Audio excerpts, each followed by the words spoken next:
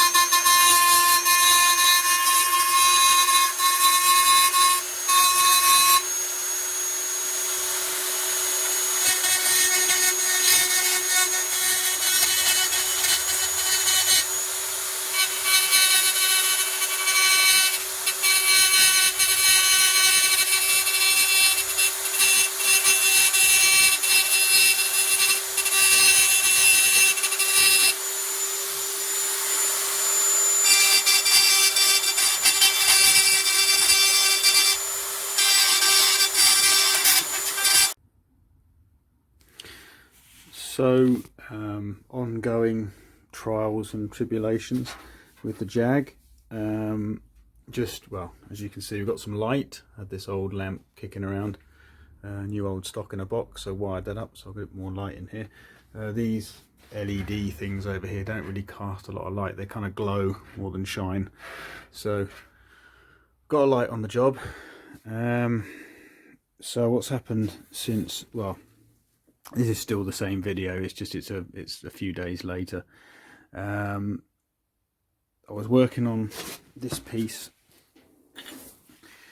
here, and that was going to fit obviously into here.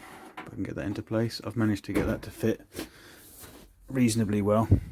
Excuse my cameramanship there, but it's fitting, but it's fitting a bit tight.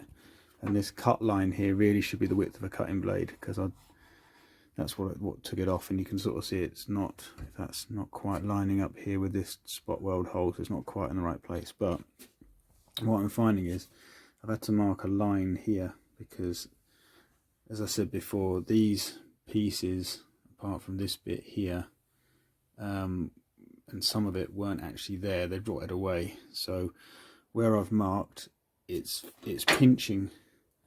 You can probably see it, it's pinching tight on the sill before it tucks into this corner here. I want it above this radius, I want it up here somewhere where my finger is, because I think it's grabbing the sill. And the other thing with the sill, as you can see, I have two sills, one here and one here. This is the original one that I had. This came, well, I won't say where I bought it from. It's from two different suppliers. I didn't like the way this one was fitting, so I bought another one just because I wanted to, for the sake of a couple of £100, I'd rather it be right, to try this one. And it is different to this one. This one fits better in certain ways and this one fits better in other ways. So I'm going to have to make a choice on which one I use. So it's just going to be, it is fiddly. Like I said before, I think when they were made at the factory, these sills weren't as one piece. I think they may have been in two pieces, because the whole sill is curved, and including the inside edge, but the inner sill is actually straight, and I've got the original inner sill over there in pieces, and if I join it back together again, it's not curved. So originally I think the step and this would have probably been separate. Any problem with it being curved is it obviously it curves outwards like that, and you lose your material in here. It doesn't overhang the step properly, as you can see there. It's not. See how this really should actually overhang. Now I've double checked my measurements, and I know my inner sill is not that far away. It's a couple of mil either way, because I was really careful when I welded it in to match the original, which is, you can't see it, but it's over there. Okay, so I need to hang the rear door to check obviously the alignment of that, and I've had to take the hinges out of the pillar because it's a lot easier to hang the door with the hinges attached to the drawer and then put it into the pillar. I did try it the other way, it's not particularly easy, and yeah, this has happened. This is the original insert that goes inside the door there. Unfortunately, at some point, and I think looking at the damage, this has been like this for a while, because as soon as I turned the screw, it bit and then snapped, and I didn't really put a lot of pressure on it. So I think someone's been in here before and they may have tried to peen it in there or do something with it, and it didn't quite take. So somehow carefully I've got to try and MIG that back in without obviously welding the bolt to the nut. Okay, let's give that a go.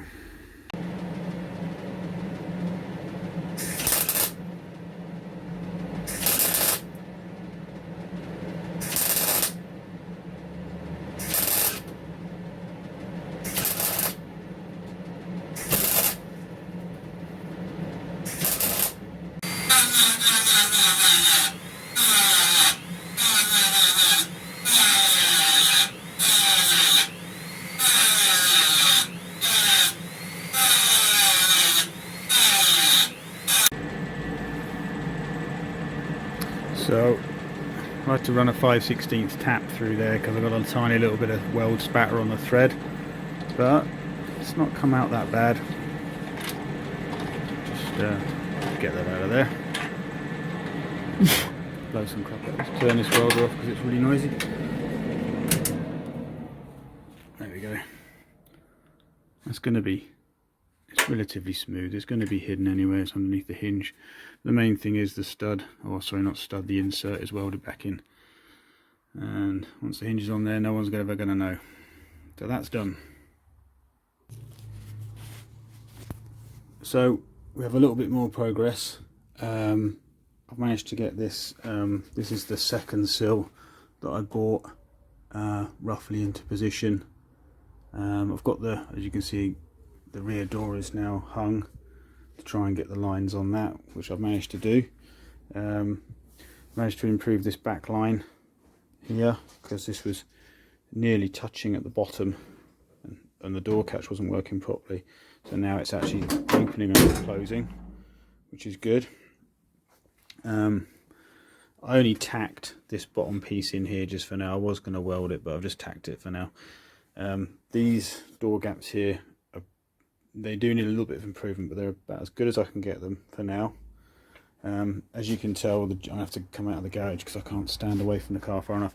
The car is still on that jack there at the minute because I can't weld the. I haven't welded the sill in yet because I was still trying to get the door gaps right.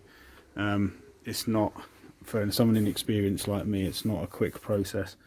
It takes a lot of fiddling around and rechecking and checking. So the second sill fits differently than the first one. There seems to be more overlap on the inner sill at the top and a bit less overlap on the bottom. I'm not so worried about that. It sits better here as well. This is more in line as you look along. It looks a lot better than the other one. You can't quite see because the jack handle's in the way, but it is a lot better. And that's as far as we're at. So next time, well, what I need to do next, I need to alter this a bit, make some infill pieces, get this to match up a bit better, sort of basically fill it all in. So here we are again, working on the Jag. Hopefully you can see me alright. Just using the mobile phone at the minute because I don't have room for a tripod. What we're looking at today, because this episode is probably going to be several weeks as and when I can get time to do it. What we're looking at the minute is this here issue that we've got. The sill's not welded in because I'm not going to weld it in until I'm totally sure it's in the right position. But I've got a feeling this position, this edge here, should be in line with this edge of the door here. So that's obviously wrong. It's at least ½ centimetre out or more. So that's no good. The other thing is, if we move obviously the sill down a bit or back a bit, it always affects where the divots are that are pressed in it for obviously the A pillar here, and I guess you call that the B pillar there, and the C and D pillar there. I guess that's how it works. It all changes things wherever you move it. So this impression here, how I make it, doesn't really matter if it was in line with the edge of this door, because if we shifted it back a little bit, the repair panel for the wing that comes down here like this, it doesn't matter if it just sits on this edge and gets tacked to this, because this will eventually be lead filled anyway and lose the line. So we'll basically not pug it up, but basically lead it up or lead load it, which is another thing I've got to learn how to do to make that gap up. So that's not going to be a problem, but that one down there is going to have to line up with what's called the spat panel. So there's another panel as well that's involved with the spat. I shall just put that down there. That's what's left of it, and I can't remember if they call this a D panel or a C panel. The two holes in it are what the spat panel lines up onto, and this panel, or what's left of this one, I won't be using this one, I have a new one, goes in here. So I'll just show you. It goes behind here. So I need to position things so I can. Just using my gas cylinder as a door stop at the moment. So that panel goes there, and I've got a replacement. So what I've already done, hopefully that's going to focus, is if you can, the light's not brilliant, but in there I've had to basically chew away. I think actually is what's left of the original panel, because I think it's got left in behind. But for now, I've bent this inner panel in just to give us room to slide in the new one. So, and this fits up in there like that. My magic. Oh, typical. Won't go in this time. There we go. So that basically fits like that in that position.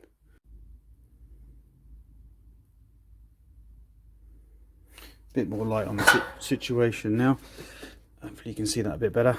So that's how this either, excuse my incorrect terminology, if it is either this D panel or C panel, sits there like that. But as you can see, this to me, it doesn't look right the way it's not kind of lining up. Now you don't see that when the spat panel's on there, but I need to know it's right, because I think maybe the spat panel needs to line up better with this on the outside, and I'm sure the line of the door or the corner of the door should stop at the top of this. So that pretty much fits where it's going to go, because I can see where the original welds were. So that's that. But you can see, as a comparison, you don't get a lot left when they're rotted out. They practically they just disintegrate. There's not a lot left. So that's that anyway. So I will now try and find and wish me luck the spat panel in here somewhere, because obviously when you're doing a car restoration, the boot turns into a storage bin for other car parts as well as its own. Right, I shall have a dig and see if I can find the spat. So this is a spat panel that I've been looking for in the boot. Finally found it. There are obviously handed, there's a left and a right. These screws here locate into that C or D panel. Again, I can't remember what it's called, but those special sort of knurled screws. and this pin here locates into a hole in the wheel arch, or inner wheel arch. So we'll try and see how this fits. I think there are two types. You can either get this one, or the one I prefer is I think what they call a Coombs spat, which is a lot narrower, so it shows more of the wheel. But I'm not too sure whether you can still buy those. I know you can get them in fiberglass, but I'm sure if you can get them in metal, they're not going to be cheap. But I'll stick with these for now. They are not too bad for condition. There is some rust starting here. As you can see, there's some rust on the back there. So these will clean up. These can be used again, but again, it's a good way of finding the lines and where things end. You can see, obviously, the way that's curved. I'm just hoping that the sill, will match up somewhere near after moving it around a bit. So we'll give it a try. We've got the spat kind of in. It's not 100%, but the line front to back is reasonable because that's original, that hasn't changed. So the issues we're having at the minute, the D panel there is, or C panel, I do need to find out what that's called. It's not welded in, it's just basically resting there. This top screw will just about start, but again this one won't because it's quite a way off, so I think she needs basically the panel will need to go that way towards the back of the car. But also what's happening, and I guess typical of pattern panels, if you can see this here, it's not very easy because I've got a lot of light, but what's actually happening is the sill, if I just push my knee against it, is stopping. I'm actually closing up. You can see down there that extra material on the sill is stopping it, so that's going to need some adjustment as well.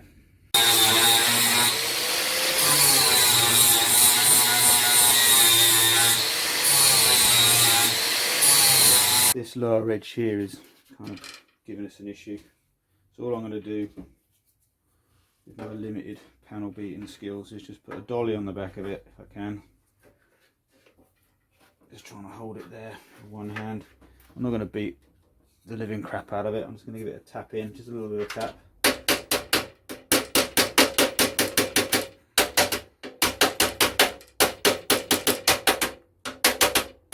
Now that's probably what, being close up to the other material, probably was how it looked originally, but for some reason it'd been tweaked out.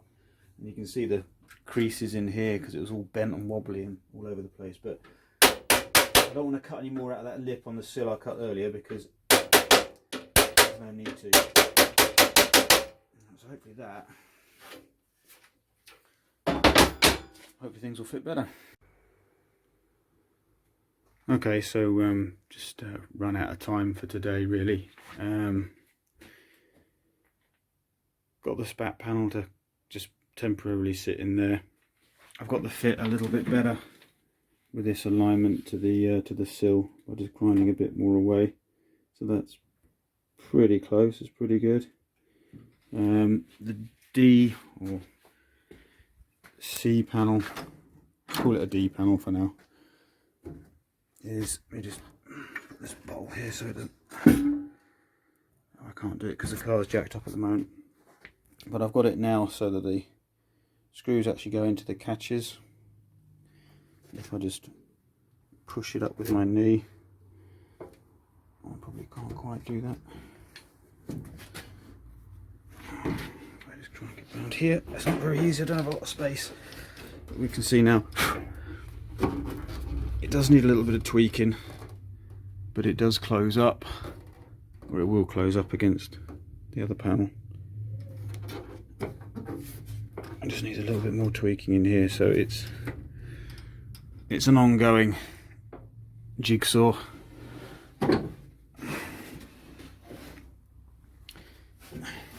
at the moment, just trying to mess around with door gaps at the minute. That's what we've got to again. So, but it is in. The spat panel does sit. relatively good. Gets a little closer, there's a bit of a gap difference here between there at the front, but then again the mounting in here, that the pin on this panel slides into a hole in the inner wheel arch, and that basically there's not a lot holding that in there anymore, so it's probably a bit pushed in a bit too far. It probably need pulling down a tiny bit because it's just all rotted away. So just got to try and work with what I've got at the minute. So I can never get far enough away from the car, but it's not too bad. We are getting there, but I'm not going to rush it. I'm just going to keep plodding along, because I'm just going to, you know, it's got to be right, and I don't want it to, you know, I don't want to rush it. So I've just got to try and get these door lines correct. Once I'm once I'm 100% happy, then I'll start welding the sill in, and hopefully by the time we start from there and end up back here, all this back panel and door and everything will hopefully still line up and shut properly. So that's where we're at. Okay, well, thanks for watching. See ya.